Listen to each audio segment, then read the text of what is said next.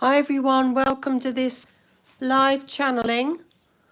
Today I'm going to be asking questions or answering questions that have been submitted by viewers that wish to know what's going on with certain things.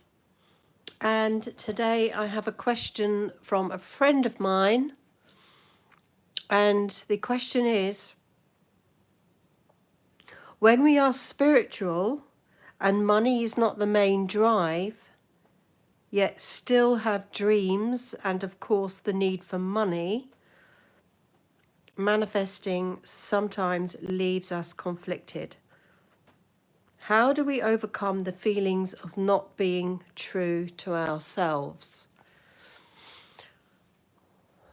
Well, I would say that redefining your concept of money and what it means, and this hits deeply into the beliefs that we are not meant to have money if we're spiritual, that it's somehow unholy.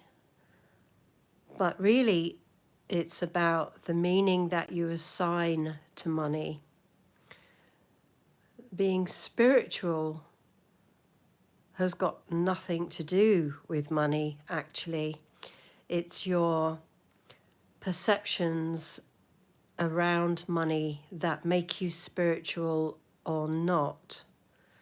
So most of the millionaires that I've been studying and learning from right now, they all have a heart-based sense of who they are. They have a mission. They believe in what they do passionately.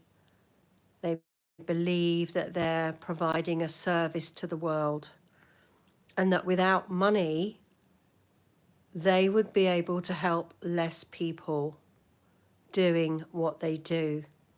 And in particular, the area of personal development and growth.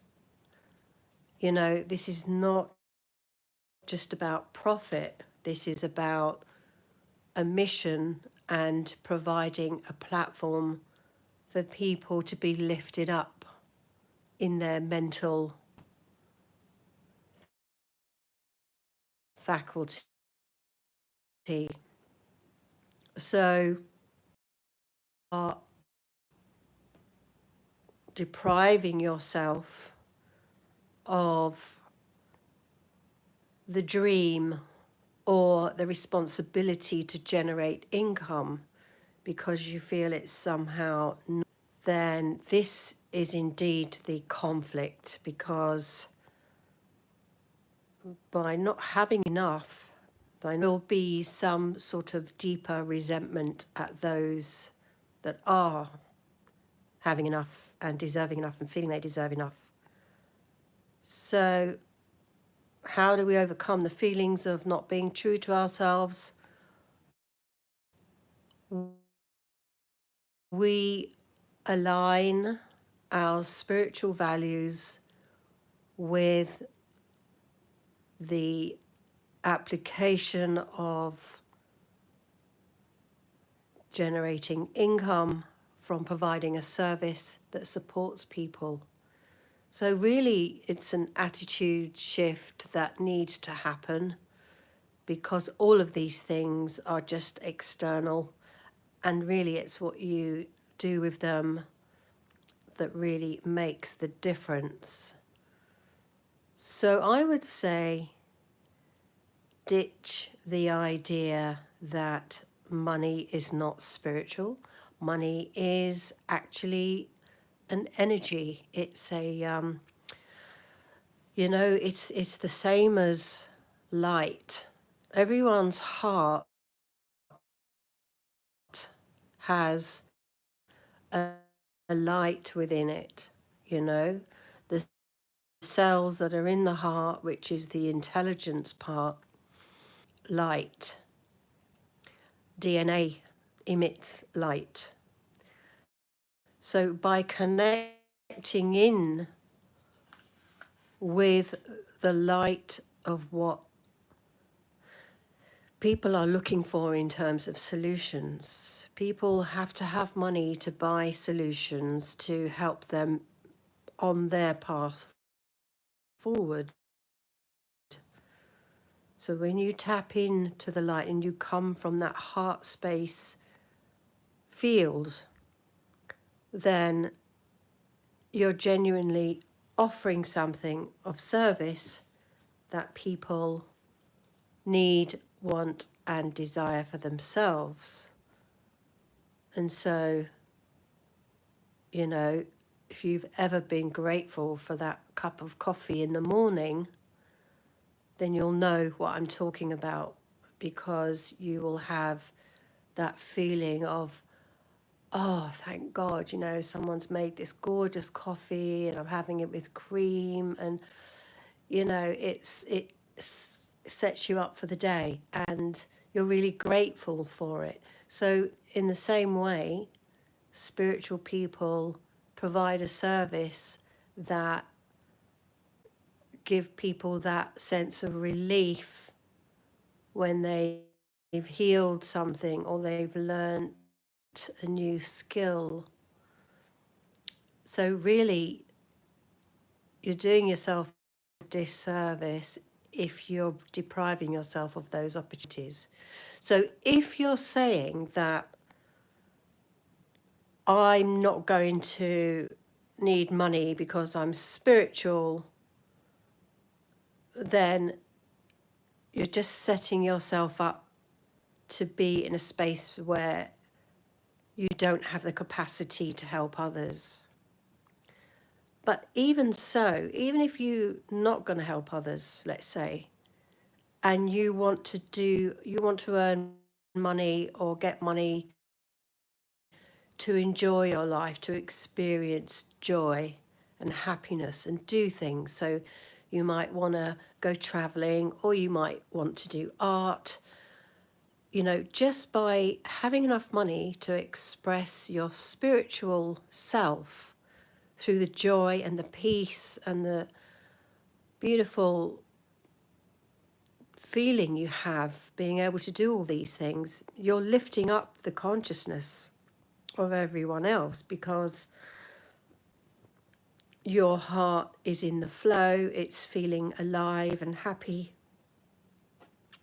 And as we know, the heart has a magnetic field that is, you know, like 500,000 times stronger than the brain.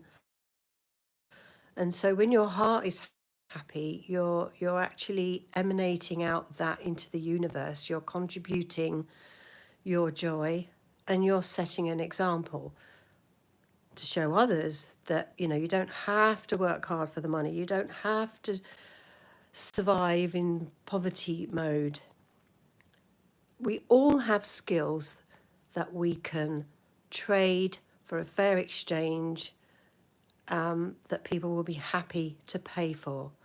And when this comes from the heart, such as a beautiful painting or some great advice that helps people do things that they want to do, then people are more happy to pay you. So if you want to, now some of the millionaires that I've been learning from, one of the key things that I've been learning lately is that target your market that can afford to pay what you have to offer. So target the people with the excess budgets, okay? So that you can offer them value, they're happy to pay it. And then if you want to help others who are less fortunate, you can do your free pro bono work there, or you can give to charities or do whatever. But the one of the biggest keys that I've learned lately is to offer a service to those that are very successful, have a high income, but something is missing. And apparently a lot of people with a lot of money are not very happy. So if you can provide value by giving them value time, effort, you know, freeing them up so that they don't have to do a part of the job that they don't want to do, providing a service, then you can get paid for that. You don't have to feel guilty because you're not, you know, stealing from the poor. You're actually providing a service of value to people that can afford to pay you, and they're grateful for it. And then you can use that money to be as spiritual as you like, right? So really, it's just a matter of common sense. You be true to yourself first, and that's where you make your offers. And you put your boundaries in as to who you want to serve. Who is your ideal avatar in terms of your ideal customer that you want to work with? And then all the business skills that go with that. So, you know, so this question, when we are spiritual, money is not the main drive.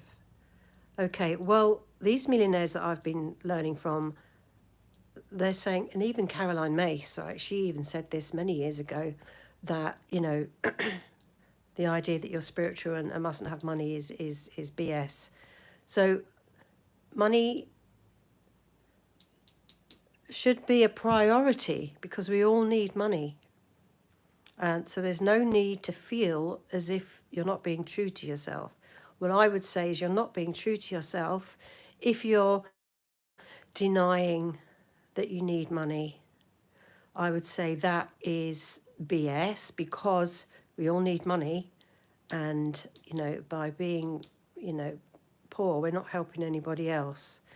And there is enough money around. It's just opportunities, skills that you can monetize in a way that is in alignment with your values, your spiritual values. And, you know, look at artists, for example. They create lovely pieces of art. Look at ballet dancers. They're doing, you know, they're in their flow. They're doing their spiritual purpose. And they're getting paid for that, you know. So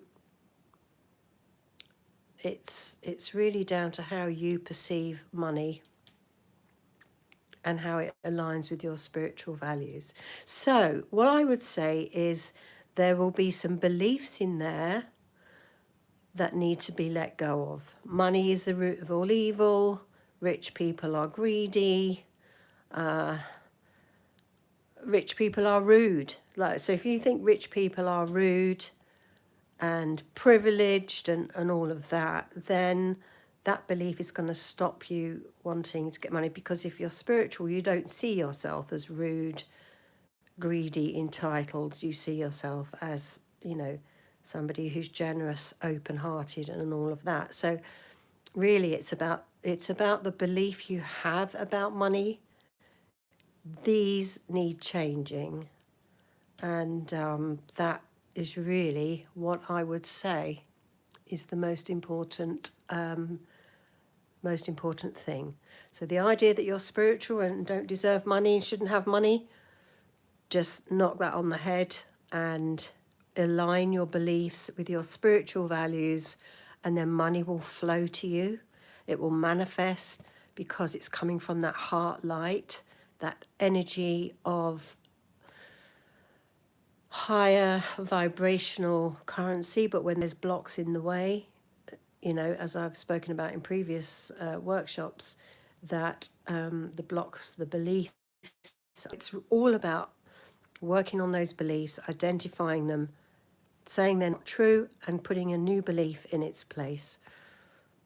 And yeah, so that's really what I want to say. And I hope that has answered your question. And really, that is it. So please put your comments in the box below and let me know what you think, if this resonates with you. And really, I do hope that you change your views about money, because we've all been indoctrinated to think that money is evil. Money is not evil. It can do good. Just like anything can be used for good, or be used for bad. So really it's whose hands the money is in that creates whatever money is going to do. And we do know that there are two sides to this world. There is people that use money for bad and people that use money for good. And that's playing out on the world stage at the moment. And it has in the past. So really change your views about money and it will start to flow to you. And you will start to feel that you deserve it, that it's your birthright, and there's nothing whatsoever to feel shame or guilt about needing money or wanting money. Okay, so that's my lesson for the day. Thank you so much. I will do more live, so please put your questions in here about money, manifesting, abundance, your business, anything you would like me to share, then I will be happy to answer your questions in a future live video. All right, so this has been the Jean Genie. I do hope you have a wonderful evening and take good care. Okay, bye for now.